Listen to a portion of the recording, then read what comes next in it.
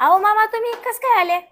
काय मला मध्ये येऊ देतोस की त्या बापावनी तर दरवाजात शाळा घेतोस माहिती? या बरोबर बस. काय मामा आहे? हे घ्या मामा पण. कुठे गेला तो बाप दिसना झालाय? आई आणि बाबा आहे की नाही डीमार्टला गेली शॉपिंगला. हा आता तुम्ही डीमार्टला चल्या काय शॉपिंग कराया? घर तर बक्कळ सजिले आणि एसी कवा घेतला तुम्ही? 4 महिने झालं हो. कितीचा होय? 50,000चा होय.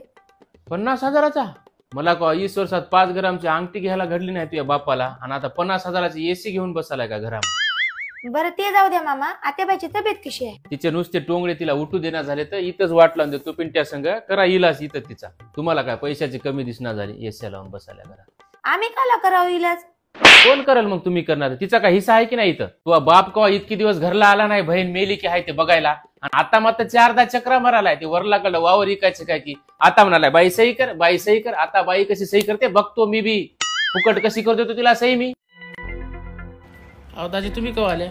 आलो 2 घंटे झालं, तुम्हालाच खबरी नाहीत कुठं तोंडवरी करून हिंडायला की तुम्ही. पिंकी चहा दिलीस की नाही दाजीला?